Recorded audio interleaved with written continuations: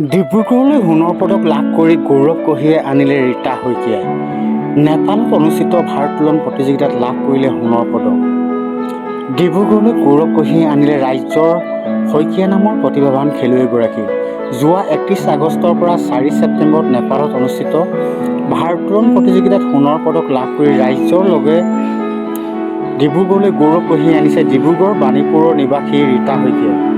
আজি ডিব্ৰুগড় বিমানবন্দৰত উপস্থিত হৈ সাংবাদিকৰ আগত প্ৰকাশ কৰিলে নিজৰ মনৰ অনুভৱ। যিসকলে সহযোগিতাই সফলতাত লাভ কৰিবলৈ সক্ষম হৈছে সকলোকে ধন্যবাদ আৰু কৃতজ্ঞতা জনাই প্ৰতিভাৱান খেলুৱৈগৰাকী।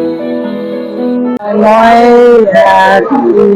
খুব আনন্দ লাগিছে, কষ্টও কৰিছিলোঁ যথেষ্ট। তাৰপৰা গৈ মই দিল্লীত এমাহ ধৰি আছিলোঁগৈ। দিল্লীত থাকি তাতে প্ৰেক্টিচ কৰি তাৰপৰা খেলিবলৈ গ'লোঁ। নেপাল পখৰাত আছিলে, বহুত প্ৰতিযোগিতা তাত আছিলে। শ্ৰীলংকাৰ পৰা আহিছিলে, ভূটান, পাকিস্তান, বহুত কেইখন দেশৰ পৰা আহিছিলে। তাৰ ভিতৰতে গ'ল্ড মেডেল ল'বলৈ সক্ষম হ'লোঁ। খুব আনন্দ লাগিছে আৰু। অসমৰ পৰা কিমানজন প্ৰতিযোগী অসমৰ পৰা তেনেকৈ মহিলা হিচাপে মই কৈছিলোঁ, আৰু পুৰুষ হিচাপে আৰু এজন দেৱব্ৰত গোলাঘাট বুলি এজন গৈছিলে, আৰু 7জনমান বেলেগ বেলেগ খেলুৱৈ গৈছিলে, আৰু খালি পাৱাৰ লিফ্টিঙৰ ময়ে গৈছিলোঁ। পখৰা আৰু এতিয়া ৱৰ্ল্ডখন হ'ব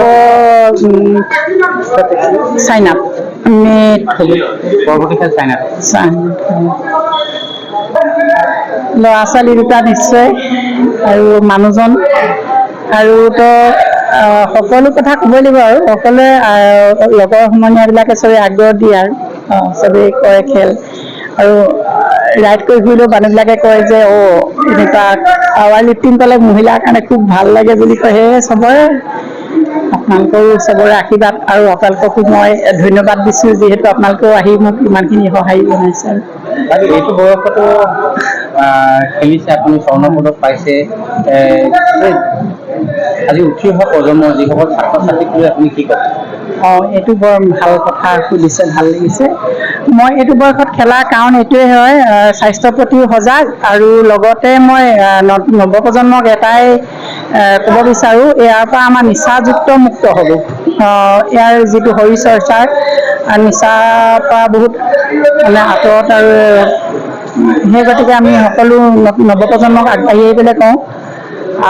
যিবিলাক নৱপ্ৰজন্মই কৰিবলৈ বিচাৰে কৰিলেও আমি আগবঢ়াইও দিম যিমানখিনি পাৰোঁ, যেনেকৈ পাৰোঁ, আৰু সেয়াই আৰু।